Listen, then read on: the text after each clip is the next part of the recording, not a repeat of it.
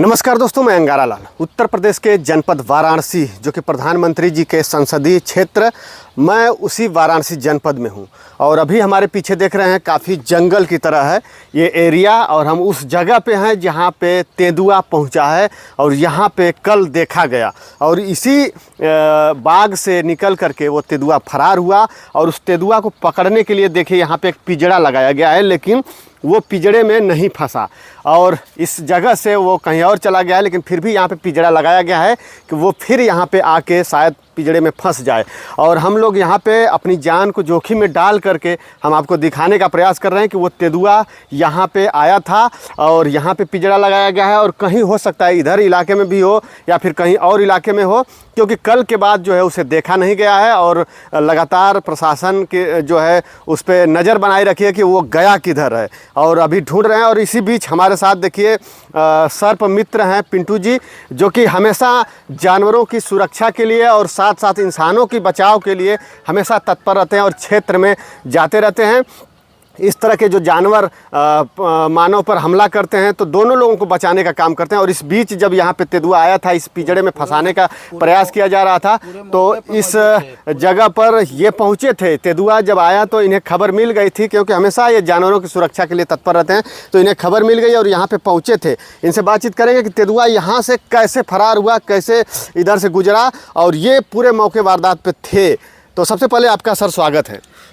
Sir, मैं वाराणसी से सर्प मित्र पिंटू जी। जब मुझे सूचना मिली वन विभाग द्वारा और भी लोगों के द्वारा सूचना मिली, मैं मौके पर पहुंचा। तो यहाँ पे जब मैंने देखा कि सारी टीमें बैठी हुई हैं अपना व्यवस्था, और जैसे कि तेंदुआ इसी के अंदर था, लेकिन लोग बता नहीं पा रहे थे कि किस लोकेशन पे है, क्योंकि घना ये करौंदे का एक बगीचा है, गुलाब का बगीचा है, करौंदे का है।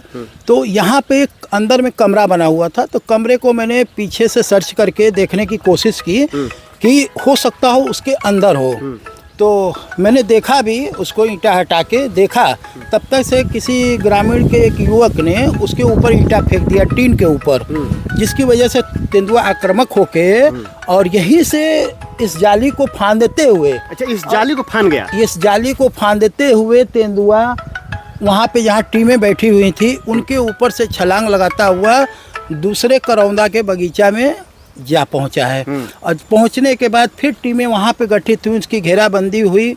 होने के बाद फिर कुछ गलतियां ग्रामीण वालों ने की, जिसमें से 3 युवक उसके अंदर नशे की हालत में उसके अंदर जाके घुस गए, जिसकी वजह से तेंदुआ आक्रामक होके उन लोगों के ऊपर हमला किया। हमला करने के बाद भी तेंदुआ उसी के अंदर था। टीमें लगाई गई थी, काफ़ी रात हो चुकी थी। पूरी हमारी वन विभाग की टीम पूरी तरह से मुस्तैद थी, चारों तरफ से घेर चुकी थी, हर कुछ हो रहा था। लेकिन उसी बीच में तेंदुआ कहीं से जगह पाके फिर रोड क्रॉस करके एक गुलाब का बगीचा है उसके अंदर चला गया, क्योंकि उस समय बज रहा था रात का 10:30 के आसपास हो चुका था। उसके बाद काफ़ी घना पेड़ पालो होने की वजह से उसको सर्च नहीं किया जा सका, और हम लोग फिर सुबह मौके पर पहुंच चुके हैं उसकी तलाश के लिए। यहाँ पे हम लोग खड़ा हैं तो हमेशा डर बना हुआ है, और शायद जिनका बागवान होगा वो भी अब इस दौरान जो है इस मौके पर नहीं पहुँच रहे होंगे। गांव में क्या था कि कल हम लोगों ने खुद रात में लोगों को सलाह दी, अनाउंस कराया गया था कि आप लोग घर से बाहर न निकले, क्योंकि कभी भी किसी तरीके से हादसा हो सकता है। आप बाइक लेके जा रहे हैं या गाड़ी लेके जा रहे हैं तो कभी भी वो अटैक कर सकता है। तो इसलिए हमने सबको अनाउंस करवाया कि आप लोग कृपया घर से बाहर न निकलें, जब तक वो पकड़ा नहीं जाता है तब तक आप लोग को। अच्छा, ये पिंजड़ा लगाया गया है, इस पिंजड़े में बिल्कुल वो नहीं आया, क्योंकि छोटा पिंजड़ा है और उसमें उसके लिए चारा फंसाने के लिए व्यवस्था किया गया था। आ जाता पिंजड़े के अंदर, लेकिन यहाँ के कुछ लोगों ने खुराफात किया, उसको छेड़ा। अच्छा। जिस छेड़ने की वजह से उसको भागने पे मजबूर किया, और तो वो भागा। यानी कि काफ़ी संख्या में लोग जो है शोर शराबा करने लगे, उससे और डर गया वो। उसी समय आप सुबह में 11 बजे भी यही चीज़ हुआ था, जिससे जो व्यक्ति घायल हुआ था, ये लोग उसकी तरफ लाठी डंडा लेके भागे थे। उसी बीच में हमला हुआ था। तो पहला हमला हुआ था 11 बजे के आसपास। अच्छा। जिसमें व्यक्ति इस समय हॉस्पिटल में है, और उसके बाद फिर जो हमला हुआ है वो 5 बजे के आसपास हुआ दोबारा हमला। दोस्तों हम चलेंगे, उनसे मिलवाएंगे, उनके परिवार से मिलवाएंगे। और जो कल काफ़ी भीड़ जो आप लोग देख रहे हैं कि उस तेंदुए के कितना शोर शराबा और डंडा लाठी से दौड़ाने के जो प्रयास करें, उन लोगों से बात करने का प्रयास करेंगे। और जो लोग घायल हुए हैं तेंदुए से, उनसे भी मिलेंगे, उनसे भी बातचीत करेंगे। लेकिन सवाल उठता है ये कि इतनी घनी आबादी में, वाराणसी जनपद के बिल्कुल शहर में, एक तरह से कहिए कि ये बिल्कुल शहर है, और शहर के अंदर तेंदुआ आखिर में आया कहाँ से, ये कहाँ से आ सकता है ये रास्ता? सर देखिए, हम लोग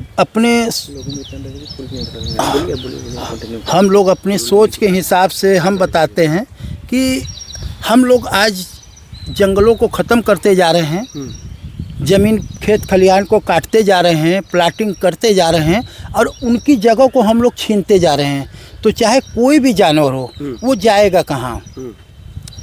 या तो विभाग उसके लिए कुछ इंतज़ाम करे, सर्च करे, क्योंकि यहाँ पे लोग चाहे कोई भी जानवर हो उसको मारना ज़्यादा बेहद पसंद करते हैं कि अगर दिख जाता है तो मारते हैं। और हमारे शहर के अंदर, ठीक है, हमारी वाराणसी काशी की नगरी है, यहाँ पे सांपों को कोई नहीं मारता है। लेकिन गांव में आप देखेंगे सबसे ज़्यादा घटनाएं गांव में होती हैं, जो कि जीव जंतुओं को सबसे ज़्यादा गाँव में ही मारा जाता है। और गाँव में मारा जाता है तो उसी गाँव में भी घटनाएँ होती भी हैं।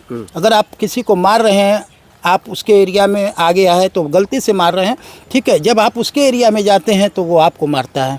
सीधी से ये प्रकृति का नियम है कि आप गेहूं बोएंगे तो चना तो काटेंगे नहीं, बस सीधी सी बात। लेकिन गंगा नदी तो किनारे है, लेकिन अभी हम लोग जहाँ पे जिस बागवान में, जिस बगीचे की तरफ हैं, इधर काफ़ी घना आबादी के बाद यह जगह घिरा हुआ एक तरह से है। तो इतना बीच में, और गंगा नदी काफ़ी दूर थोड़ा सा यहाँ से लगभग है, तो उतना अंदर से यहाँ पे कैसे आ सकता है वो? देखिए, जानवर क्या होता है कि उसके पास कोई सेंस तो होता नहीं है, वो अपने बचाव के लिए सिर्फ हमला करता है।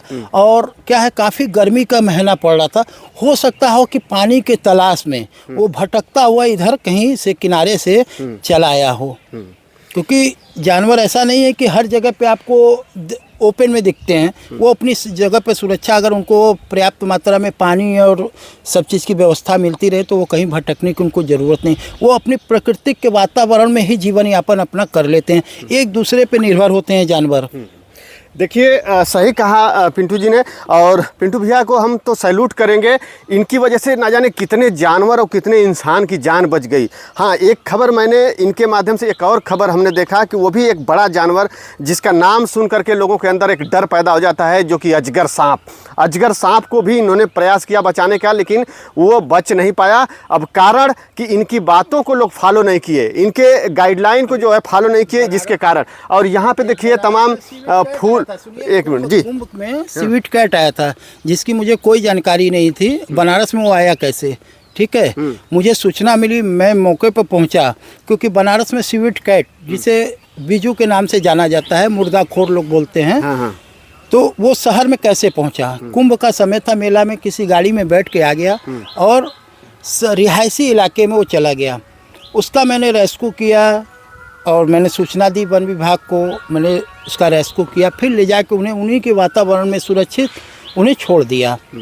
ठीक है, देखिए ये चीज़ें हैं। और अजगर सांप, उसको आप नहीं बचा सके क्योंकि आपकी बातों को लोग फॉलो नहीं किए शायद। जी, अंधविश्वास का वो था, जब अंधविश्वास था, अंधविश्वास की वजह से बताया, आपको पहले भी मैंने बताया कि लोग सांपों को मारना ज़्यादा बेहद पसंद करते हैं, क्योंकि अजगर सांप एक नॉन वेनमस जीव है। वो अपने जीवन यापन नदी नहर किनारे, गर्मी के सीजन था, पानी पीने के लिए या शिकार करने के लिए आ गया था, उसको देखा गया। हम लोगों ने सर्च किया था, पूरा सर्च किया, करने के बाद भी वो सांप पकड़ा नहीं जा सका। लेकिन सुबह में जब हमको सूचना मिली तो उस सांप को मारा जा चुका था। मैं मौके पर पहुंचा, वन विभाग को सूचना भी दी, 112 पे भी कॉल किया कि भाई उचित कार्रवाई की मैंने मांग की थी। चलिए, अब लास्ट सवाल हम आपसे एक करना चाहेंगे और जानना चाहेंगे कि अभी तेंदुआ पकड़ा नहीं गया है, अभी वो अपने बचाव में या फिर अपनी सुरक्षित जगह वो ढूंढते हुए कहीं छिपा हुआ है, तो मानव और इंसान जो यहाँ बनारस के जनपद के लोग हैं, अब उससे बचने का किस तरह से अपने को बचा सकेंगे? देखिए, सुरक्षा एक बहुत ज़रूरी चीज़ है कि जानवर है, चारों तरफ आप देखेंगे कि शहर ही शहर है, ठीक है, बीच में थोड़ा बहुत गांव है, कुछ लोग अपना जैसे ज़मीन है तो उसमें खेती बाड़ी करते हैं, कोई फूल उगाया है, कोई करौंदा उगाया है, हुआ तो अपने हिसाब से घनी आबादी है। उसकी वजह से क्या होता है कि अब जानवर यहाँ से भागेगा तो किसी और शहर में जाएगा या किसी और गांव में जाएगा। तो मेरा एक ही राय है कि आप लोग अपने घर में शाम के समय अगर निकलते हैं तो टॉर्च हाथ में रखिए, एक डंडा हाथ में रखिए, और शाम के समय कोई आवश्यक कार्य हो तभी आप निकले, जब तक वो पकड़ा नहीं जाता है। जी सही बात है। और अपने आप को जितना हो सके बचा के रखिए, सुरक्षित जगह पे अपने आप को सेफ रखिए, और भरसक ये कोशिश करिए कि अगर कहीं जाना भी हो तो 3, 4, 5 संख्या के ग्रुप में जाइए और अपनी सुरक्षा के लिए लाठी डंडा हाथ में जरूर लेके रहिए, और जब तक वो ना पकड़ा जाए, अन्यथा आपके ऊपर कहीं से भी वो कहीं छिपा होगा, अपनी जान बचाने के चक्कर में आपके ऊपर हमला कर सकता है, कुछ भी हो सकता है। तो अपनी सुरक्षा जरूर रखिए। और देखिए अभी पिंजरा यहाँ पे बनाया गया है, पिंजरा अभी लगाया गया है, और यहाँ से और जगह भी कई जगह पिंजरा लगाया गया है। बाकी जो प्रशासन की टीम है वो किस तरह से उस पर निगरानी रख रही है, मैं वो भी दिखाऊंगा आपको, चल के बातचीत करूंगा। आप बने रहिएगा वीडियो में। तो दोस्तों बस इस वीडियो में इतना ही, फिर मिलते हैं अगली वीडियो में, तब तक के लिए धन्यवाद। जय हिंद, जय भारत।